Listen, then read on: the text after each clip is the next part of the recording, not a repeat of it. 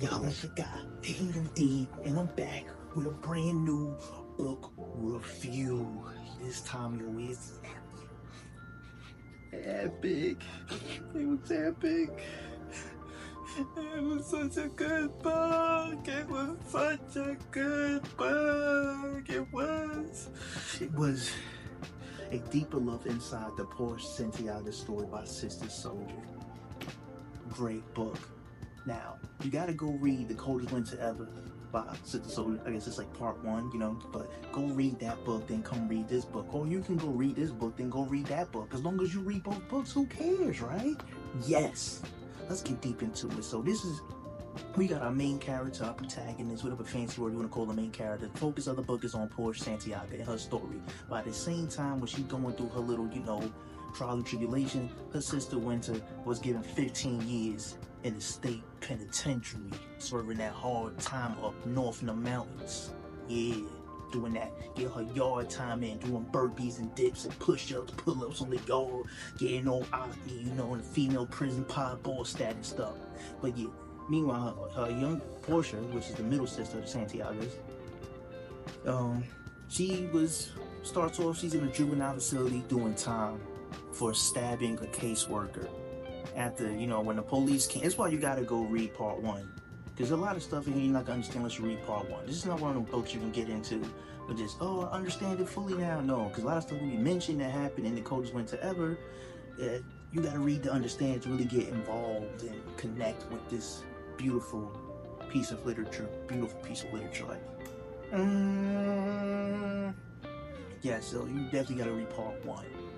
I don't want to give you too many spoilers, but I might not. Let's just see how this goes, But yeah, what I like most about this book, and I find myself just thinking take time out while just reading, just getting into my thoughts. This book is like a big, a metaphor or just a take on the old urban black culture as a whole. Just the whole. It's just so many things I've seen in both these books or read in both these books. It's I've seen it played out in my, my own neighborhood I grew up in. You got a lot of people that's stuck in that ghetto fabulous mentality who just refuse to just, stop living outside the means, stop thinking, diamonds, ice, and, jewelry is the way to be seen. That's going to give you success in life. The whole gangster hip-hop image, that's so lame and played out. Shout out to J. Cole. Shout out to J. Cole for being different and not rocking no jewelry. Shout out to J. Cole for just being his humble self and just moving through life without security, riding bicycles down. Shout out to J. Cole. Yeah, but the whole ghetto hip-hop, the ghetto fabulous mentality is the biggest, I would say, plague or disease for this black culture. It is, you got people that should be worried about their future survival mode, but nah, they worried about iced out chains and Rolexes and how to look good in the club. For instance, Winter in The Coldest Winter Ever, that's part one. You gotta go pick that, read that. Winter was all worried about how people perceive her, how good she looks. She was too vain and worried about materialistic stuff instead of worrying about what's in here and what's in here. And when she went to go link up with Sister Soldier, yes, Sister Soldier put herself in the book. Yes, she did. Okay, just whatever. When she went to go link up with her, now this is a educated, strong, prolific, feminist leader in the book she was. And she had all this gold and wisdom and knowledge that she could have given Winter and was giving her, but Winter was just nice jewelry, dudes with money, I need that, I gotta get it hustling, I gotta drive the latest car, I gotta drive a Benz. Just being a complete airhead and just not realizing what was at stake. Her soul was at stake. What she considers important. Her family was going through the absolute ringer. And she's worried about these simple stuff that when you leave here, you can't take with you. And that's what got me so just wanted to strangle Winter. Winter, evolve. Reach your higher self already, Winter. You already been going through so much. And just when a lot of bad stuff happens to Winter, by the way, in the coldest winter ever, and just when you think stuff is getting good for Winter, she goes and does airhead like bird stuff. I'm gonna just call it what it is. She goes and just does the ultimate bird stuff. It just messes up her life, which she ends up getting 15 years in penitentiary up north doing burpees, getting brolic on the yard, putting in her yard time, being a pod boss. Because she refused to evolve, refused to grow up, refused to think outside the box, refused to realize, yo, the world is bigger than, Bed-Stuy, Brooklyn. Both these books take place in the 90s, just to let y'all know. FYI, take place in the 90s. You know, like her world was just so closed in, she was so small-minded. And when Midnight, this is why you gotta go read, because the characters that are mentioned in both these books, you gotta go read to know who they are. And when Midnight was trying to just give her little gems and jewels, like, yo, the world is bigger than what you think it is, and how you carrying yourself is not how a young lady should be carrying herself out in this world in these times. He was trying to, give her the game, the wisdom, and she was like, money, cars, change. It was just not getting through to her. And Porsche was almost on the same road throughout, I would say, about 50% of the book. Halfway the book, she still had some of those tendencies in her.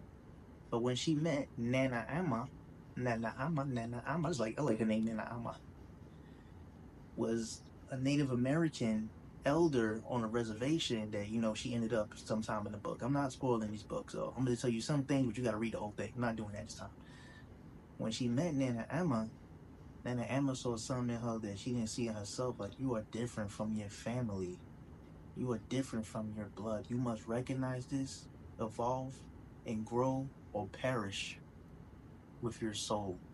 That rhymed. Should be a rapper. What would my rap name be? Library B. Yeah. See now. Anyway, back to this. Yeah. So when she met Nana Ama, like, a little bit of wisdom, like, peeked this way through.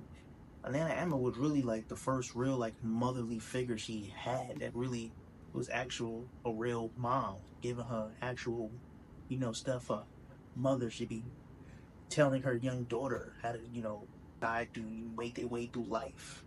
Not the ghetto phallic mentality, just stuff, the ice, cars, rollies, drugs, fast living stuff that Portia and Santiago's mom gave them. And you see where Winter ended up following her mother's guidance.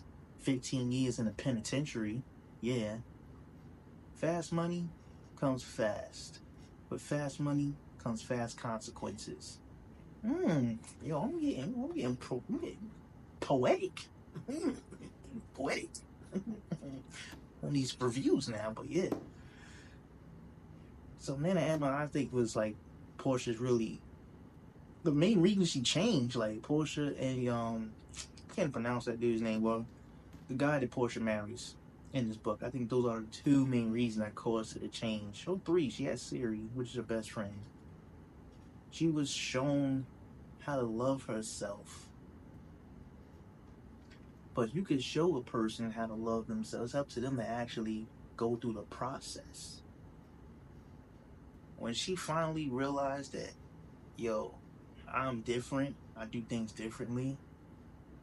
And the thing that I think solidified, I'm gaining new vocabulary. The thing that really solidified her change was when she met her future husband.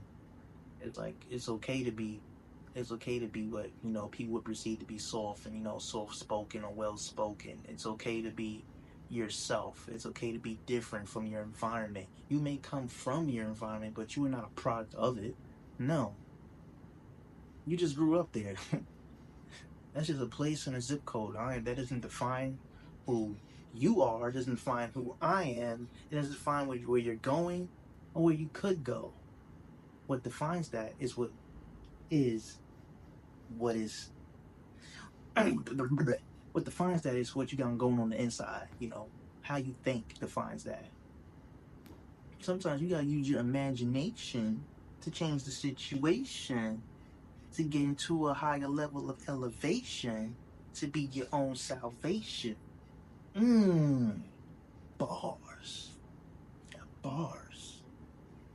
Yeah, anyway, I give this book definitely like 5 out of 5 stars, like 10 out of 5 stars. Like we get improper fractions with it now. Yeah, I'm also retaking the algebra, so I've been doing a lot of math to get my GT score higher. So yeah, that's why you see me, my brain's working overtime. I need mathematics and reading, getting smarter, learning more. But yeah, definitely recommend this book. How much did I pay for this book? I think I paid $10 with Amazon. I paid like $12 probably. I paid $12 for this book, man. $12 for a good movie that you could sit at home. Don't gotta go look for parking. Be in a movie theater with people talking. Be by yourself. It is worth it. Go get this book. It's $12 on Amazon. Go get this book. And if Sister Soldier ever, like starts looking at my videos, I would appreciate Sister Soldier. You start sending me all your books for free. Like I just review them. We just had a type of work relationship. You write books, you just send me for free, and I review them. I would appreciate that, Sister Soldier.